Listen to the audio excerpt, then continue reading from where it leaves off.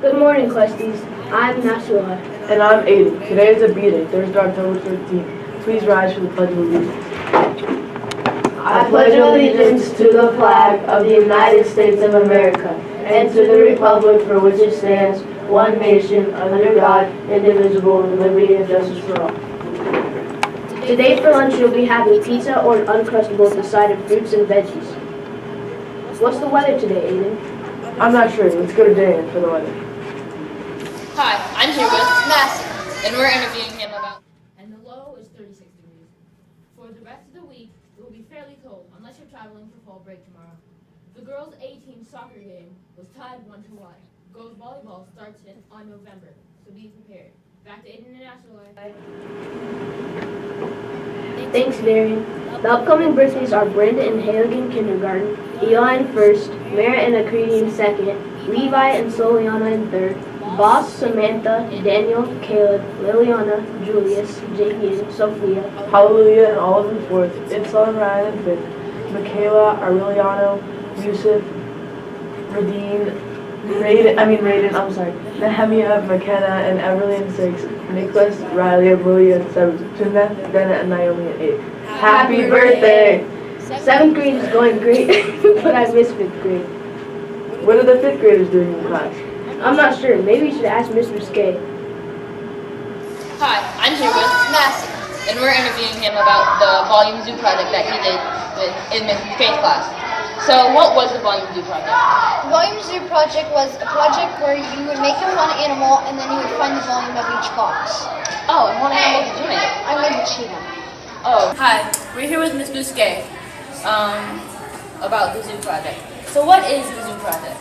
The Volume Zoo was a math art project where the students' task was to create a zoo animal using rectangular prisms, and then they found the volume of each rectangular prism and added them together to find the total volume of their animal. Oh, do you think the students enjoyed this? I think they enjoyed it, and I really enjoyed it. It was a way to be creative also while solving a math problem.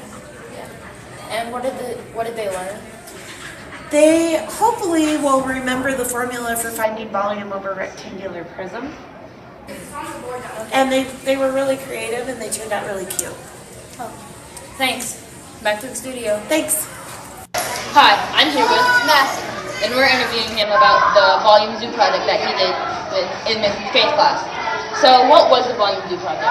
The Volume Zoo project was a project where you would make up one animal and then you would find the volume of each box. We sure did miss out on a lot of fun. Wasn't there just an election for student body president? Yeah, there was. I wonder who won. Oh, hey, Morgan. Happy.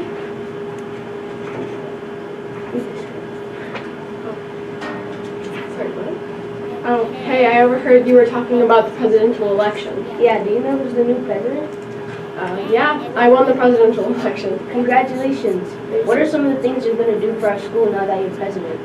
Well, most of the things I talked about in my campaign, I think we're going to try and accomplish this year. Making Quest more of a community, giving kids equal opportunities and representation. Okay.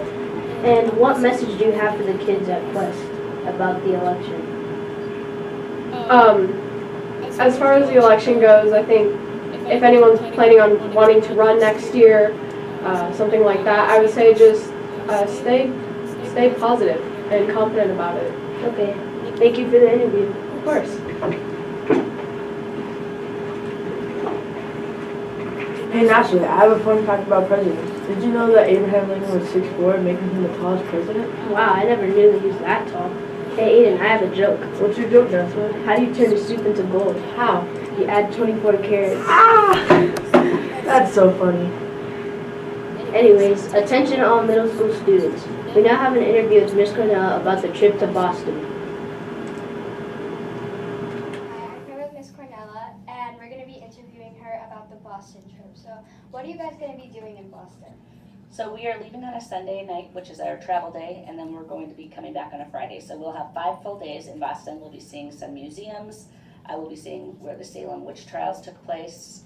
We're going to see the North End, Lexington and Concord, Plymouth Rock, And one of the things I'm super excited about is actually going on a duck tour, which is a land-water vehicle where we get to tour around both on land and on water to see some of the historical sites of Boston.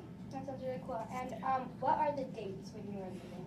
We are going to go May 7th through the 12th, which is different than the Washington, D.C. trips this last spring. That was in April. The feedback we received from teachers is that wasn't great for those kids to miss a whole week of instruction in that time period, so we did move the trip closer to the end of the school year. Why did you choose Boston? So actually, Mrs. Horton DePass last year, when she set up the touring company with EF, she chose Washington, D.C. last year, and she had looked ahead to this year to choose Boston. So I was not part of that selection process, but I am excited because I've been to Washington, D.C. a number of times, and I have not been to Boston in this capacity in terms of going on a historical tour. How do you sign up? So most of the folks who wanted to sign up, I think already have signed up, but if you're still interested, you can still sign up.